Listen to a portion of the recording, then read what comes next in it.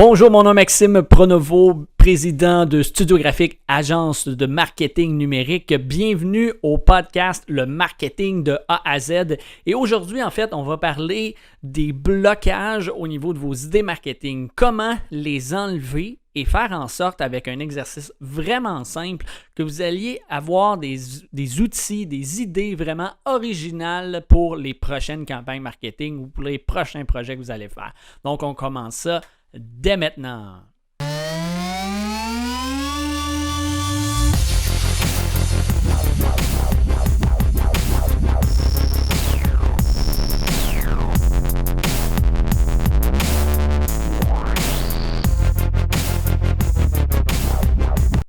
Alors oui, je l'ai dit en introduction, ce qu'on veut faire, c'est d'être capable d'arrêter d'avoir des blocages au niveau marketing parce que très souvent, ce que j'ai vu en consultation récemment au niveau de certains clients, c'est qu'on a souvent ce blocage-là avec tout ce qui est au niveau des idées. Le blocage se fait même pas au niveau de l'idée, mais au niveau de ce qu'on prévoit avoir comme réponse de qui que ce soit dans l'entreprise. Je m'explique. Si par exemple, vous avez une idée, et là, on discute ensemble et que finalement, on parle que ça va avoir un budget de 15 000 $ à réaliser cette idée-là. Bien, en fait, la problématique, c'est que souvent, l'idée va être hyper bonne, mais le problème, c'est que la personne va dire « Je pense pas que ça puisse se réaliser parce que ben, je sais que le boss ou le directeur marketing ou peu importe la personne, je sais que cette personne-là, malheureusement, va nous dire ben non, regarde, ça se fait pas, c'est pas possible, c'est un trop gros budget et l'idée va mourir dans l'œuf. Je pense que c'est ça l'expression, là, mais donc, souvent comme problématique, ben, c'est ça qu'on va avoir chez les entreprises, beaucoup plus que le concept, en fait, d'aller chercher finalement à réaliser cette idée-là.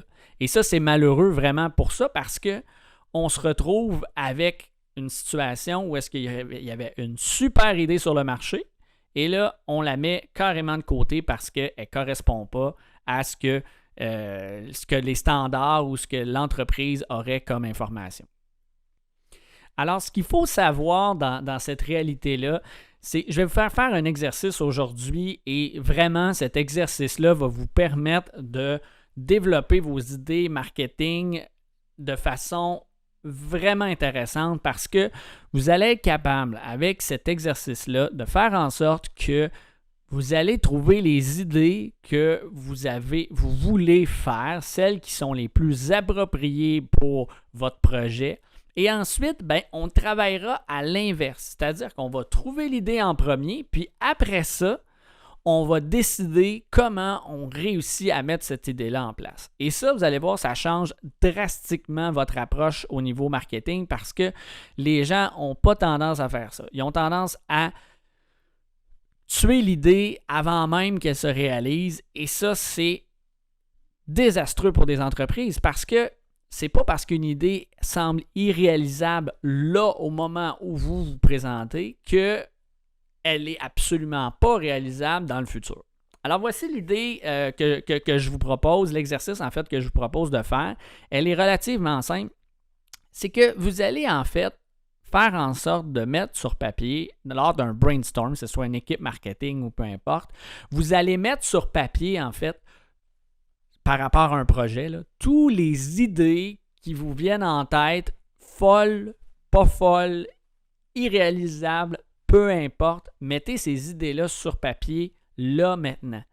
Et qu'est-ce que vous allez faire de ces idées-là? Bien, c'est que vous allez sortir toutes les idées qui vous viennent et que vous dites « Hey, si on faisait ça, bien, ça va donner un résultat incroyable. » Je vous donne un exemple très concret. J'ai un client qui est une mercerie pour hommes, en fait, qui vient me voir et qui dit « Maxime, as-tu des idées pour moi? » Et là, je présente le concept d'influenceur. Je ne me rappelle plus, je pense qu'on avait d'autres concepts ici et là. Et la personne en tant que telle me dit « Écoute, Maxime, ça, c'est trop cher. Ça, c'est ci. Ça, c'est ça. Ça ne marche pas.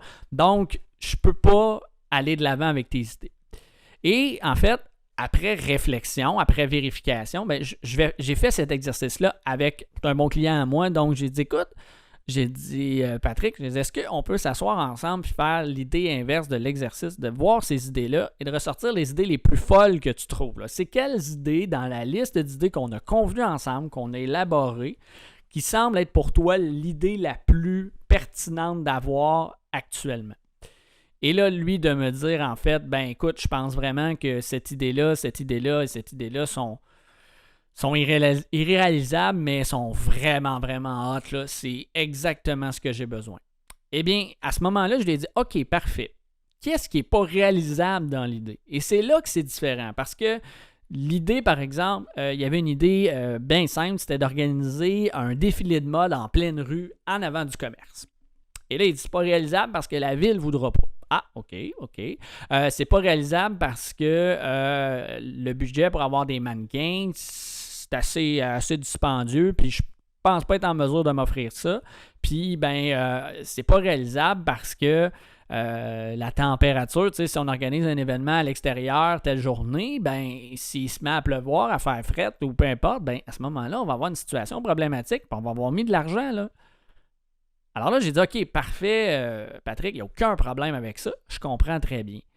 Mais j'avais mis de côté ces points-là, c'est-à-dire la température, les règlements municipaux et le budget mannequin. Et c'est là que c'est différent. Parce que quand on fait juste prendre ces 3 points-là ensemble, est-ce qu'ils sont par hasard surmontables? Ben oui, il y a des solutions à ces 3 points-là. Mais mettez les 3 points ensemble ou l'idée globale, déjà là, on a tué l'idée dans l'œuf. Par contre, là, je suis arrivé avec le concept. J'ai dit, règlements municipaux. OK, parfait. À ce moment-là, on peut faire ça intérieur, dans un endroit, un centre de congrès, peu importe. Et on ne perd rien d'aller demander à la ville et de voir les solutions qu'eux nous offrent en matière de possibilités pour ce qui est de présenter l'événement. Alors là, ouais, OK, ça j'avoue que c'est une bonne solution. Écoute, on est en mesure de le faire. Et la deuxième solution, c'est tout ce qui est mannequin. J'ai dit, ce client-là, en fait, est très, très près de sa clientèle. Il les reconnaît par nom, il les connaît par quasiment le nom de la famille. C'est vraiment une personne qui a cette mémoire-là. Alors, je lui dis, écoute, pourquoi pas que ça soit eux, tes mannequins? Des mannequins amateurs, des gens qui veulent faire ça, puis peut-être pas de ta clientèle, mais des gens qui disent, regarde, moi, là, j'aimerais ça faire ça, puis j'aimerais ça vraiment, un jour, m'essayer à titre de mannequin.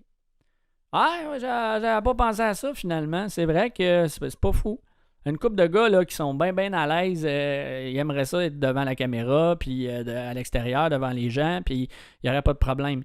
Et ce que ça fait, c'est que ce concept-là vient chercher une toute autre visibilité, parce que là, on dit, ah, regarde, viens voir, mon chum, il va être mannequin ce soir-là, puis viens voir parce que telle raison, puis le côté humain.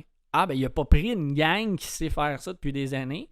Alors, le risque que les gens évaluent ce que tu fais au risque de dire, ouais, c'est moins bon, mais pourtant, il y avait une compagnie de mannequins, des gens qui font ça de façon professionnelle, et c'est sur du vrai monde. On sait que de nos jours, en fait, le monde a peur ils voient tout ce qui est mannequin, tout ce qui est modèle, puis ils disent, Colin, ça ressemble pas tout à la réalité. Moi, j'ai une petite bédaine, moi, je suis pas aussi cote que cette personne-là. Alors, tandis que si c'est du vrai monde, tu vas pouvoir montrer que tes vêtements font sur du vrai monde. Ouais, OK, pas pire. Puis le troisième point, c'était la température. OK, fine. À ce moment-là, si on le fait à l'extérieur parce que la ville nous permet ou quoi que ce soit, est-ce que l'ajout d'un chapiteau, puis de prendre une date là, qui est pas pire, là, une date qui a plus de chances de faire beau que de faire pas beau, là, puis qu'il y a de l'air à faire chaud, même si c'est gris un peu et tout ça. Ouais, on pourrait prendre telle journée, puis tel moment, puis OK, fine. Bon, on a déjà une possibilité. Puis si, au pire, on va se trouver de quoi à l'intérieur, puis on va le faire à l'intérieur. Alors, vous voyez, peut-être que l'exemple est un petit peu banal, mais en même temps, c'est exactement ça que je veux présenter aujourd'hui, c'est que par cet exercice-là de décomposer ce qui est les situations pour l'idée, pour que l'idée se réalise, les situations qui sont problématiques, les situations qui sont supposément insurmontables, de les décomposer et de trouver des solutions respectivement à ces solutions-là, à ces idées-là, à ces situations-là, bien, ça fait en sorte que l'idée qui, à la base, était irréalisable au général, va avoir une possibilité d'arriver. Et souvent, ben, ce concept-là, c'est qu'il y a peut-être des solutions, il n'y en aura pas de solution à l'idée en général. C'est-à-dire que, bon, regarde, la ville, elle ne veut pas qu'on fasse ça à l'intérieur, puis elle ne veut même pas qu'on fasse de défilé de mode du tout. OK? C'est une ville assez spéciale. Je ne dis pas que c'est vrai, là, c'est juste un exemple. Mais par contre, le concept d'avoir des vraies personnes qui vont présenter les produits, puis qui vont être habillées, ça, on aime ça, ouais. Mais pourquoi pas faire un défilé de mode directement dans le magasin, filmer ça, puis mettre ça sur Facebook, sur Instagram, sur TikTok, whatever, puis de faire le défilé de mode de façon virtuelle. Pourquoi pas faire un Zoom, puis d'inviter le monde, et dire, regarde, voici les collections, je vous présente ça à un groupe privé. Vous voyez le concept qu'on ne se limite pas à l'idée de départ. Parce que souvent, on dit, un défilé de mode, hey, ça va être dur, ça va demander du temps, ça va demander ci, ça va demander ça. Fine, ok, je comprends, je suis entièrement d'accord avec vous. Par contre, qu'est-ce qu'on peut faire qui va faire en sorte qu'on va réaliser cette idée-là ou on va aller chercher le concept derrière cette idée-là, puis que ça va fonctionner puis ça va donner des résultats. Ça, c'est vraiment une réalité qu'il faut comprendre lorsqu'on prépare, on fait un brainstorm au niveau du marketing. Il faut vraiment être capable de s'asseoir et dire, voici ce que je veux réaliser, voici ce que je veux faire au niveau marketing. Et ça, c'est d'aller ajuster ensuite tout ce qui est le concept, le concept derrière ça, les technicalités, voilà le mot que je cherchais, les technicalités, derrière ça, c'est vraiment ça que vous allez pouvoir réaliser, que ça va être beaucoup plus simple que vous pensez et que ça va être tellement plus le fun parce que vos idées vont sembler vraiment prendre vie de façon plus importante.